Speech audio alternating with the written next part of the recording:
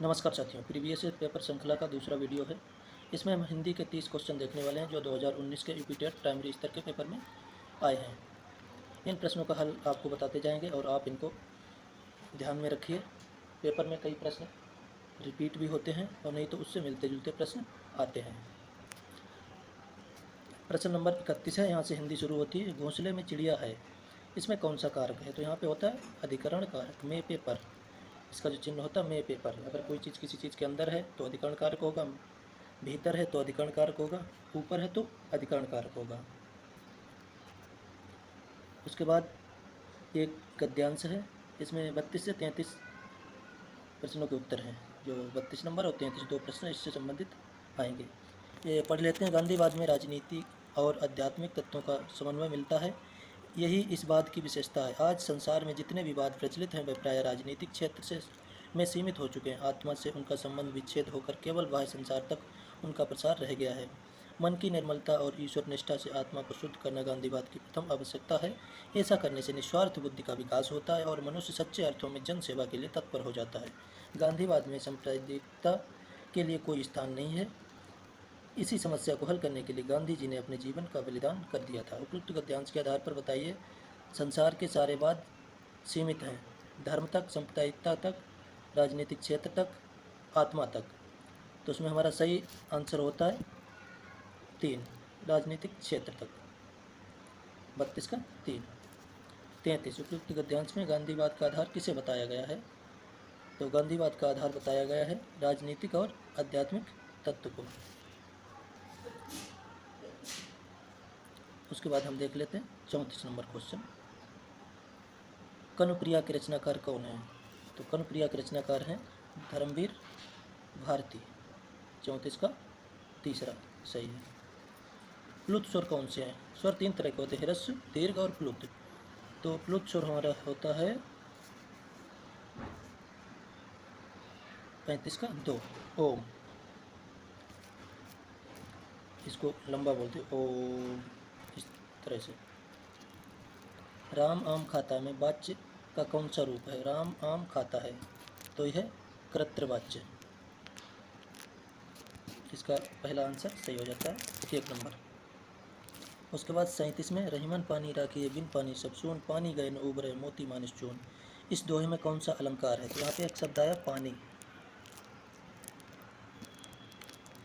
पानी शब्द के यहाँ पे कई अर्थ हैं। रहीमन पानी राखिए बिन पानी सब सून, पानी गए न उबरे मोती मानुष चून। पानी का अर्थ मोती, मनुष्य और चून यानी कि आटा, तीनों के लिए लगाया गया है। तो यहाँ पे श्लेष अलंकार है, एक ही शब्द में कई अर्थ चिपके हुए हैं। तो 37 का हमारा हो जाता है 1 सही। निम्न में से कौन सा शब्द शुद्ध है? अब शुद्ध शब्द कौन सा वर्तनी की दृष्टि से? तो उसमें हमारा हो जाएगा 3, अंगना। अंक गलत है, यहाँ पे जो चंद्र बिंदु नहीं आएगा, अंक की बिंदी आएगी। चांद यहाँ पे चंद्र बिंदु आएगा, आँख यहाँ पे भी चंद्र बिंदु आएगा, तो अंगना भी सही है। 39 निम्न में किस शब्द की वर्तनी सही है? किस शब्द की वर्तनी सही है? तो पहले वाले की वर्तनी सही है, सन्निधि। उपचारात्मक शिक्षण की सफलता निर्भर करती है, किस पर निर्भर करती है?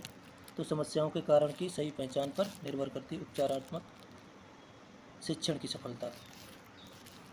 42 देख लेते हैं। दिए गए पद्यांश को पढ़कर निम्न में 41 और 42 के सही विकल्प छांटिए। बरदंत की पंगति कुदकली, अधराधर पल्लव लोचन की, चपला चमके घनबीच जगह छब मोती माल अमोलन की, घुंघराली लटें लटके मुख पर ऊपर कुंडल लाल कपोलन की, निछावर प्राण करे तुलसी बलि जाऊं ललायन बोलन की। ये पद है तुलसीदास द्वारा लिखित है। पद्यांश में कौन सा रस है? तो इसमें कौन सा रस है? इसको पढ़ने पर आपको पता लग जाएगा कि कौन सा रस है। इसमें वात्सल्य, बच्चे का जो स्वभाव उसका वर्णन किया गया, वात्सल्य रस है।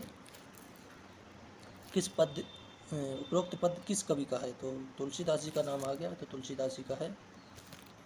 उसके बाद 43 उच्चारण स्थान की दृष्टि से कौन सा विकल्प शुद्ध है? कौन सा शुद्ध है?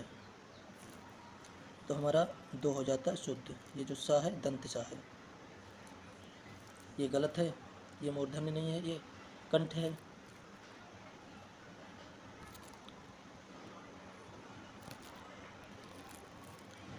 44 में देख लेते हैं। कौन सा कथन अशुद्ध है? विसर्ग कंठवर्ण है। बिल्कुल सही है। इसका सूत्र है अकुह विसर्जनीय नाम कंठा। हिंदी में ज्ञा का उच्चारण परंपरा से भिन्न हो गया है।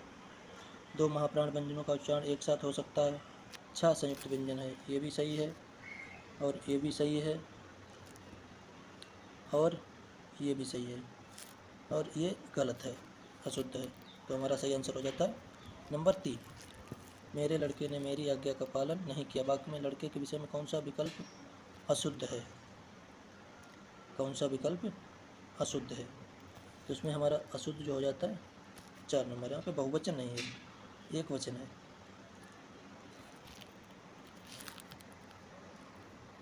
अगला क्वेश्चन देखते हैं 46 नंबर। निम्नलिखित में से कौन सा शब्द तद्भव है? तद्भव यानी कि जो संस्कृत से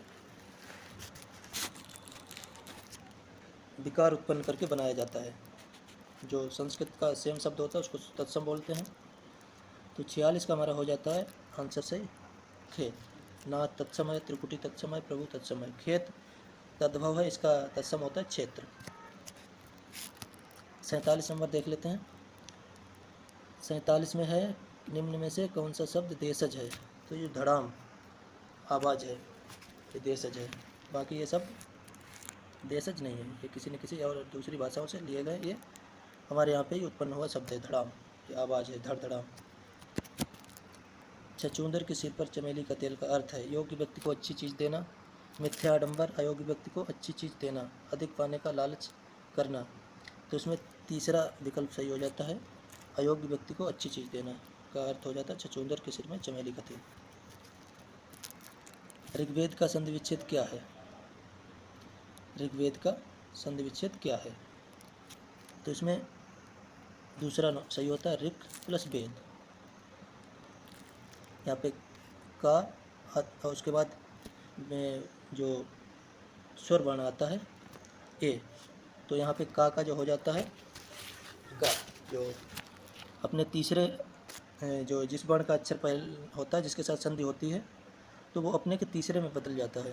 जैसे बाग प्लस ईस बागीस, यहाँ पे व्यंजन संधि है, व्यंजन का मेल स्वर के साथ होता है। बाग प्लस ईस बागीस, सत प्लस जन सज्जन, ये इसी में आता है। इसी प्रकार से तीसरे वर्ण में बदल जाता है। आप बीती शब्द में समास है। आप बीती शब्द में कौन सा समास है? तो इसमें है तत्पुरुष समास। प्रयोजन का समानार्थी शब्द है। प्रयोजन का समानार्थी शब्द है नियोजन। ऋजु का विलोम होगा। ऋजु का विलोम कौन सा इसमें से सही है? तो ऋजु माने होता है सरल और वक्र माने होता है कठिन, टेढ़ा मेढ़ा। रेखाओं की बात है, ऋजु रेखा और वक्र रेखा, रेखा गणित में आपने पढ़ा होगा। 53 नंबर। निम्न में विकल्पों में किस विकल्प में विशेषण का निर्देश अशुद्ध है? तो इसमें 4 नंबर हो जाता है। वह नौकर कोई विशेषण नहीं है।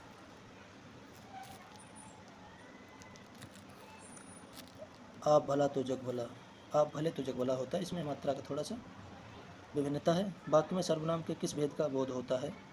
तो इस वाक्य में सर्वनाम के निजवाचक सर्वनाम का भेद होता है। निजवाचक सर्वनाम आया है। निम्नलिखित में से कौन सा शब्द पुल्लिंग है? पुल्लिंग कौन सा शब्द है? संतान, कड़ी, चील, सरसों। इसमें से पुल्लिंग शब्द हमारा है एक, संतान। कड़ी, चील, सरसों ये सब स्त्रीलिंग है।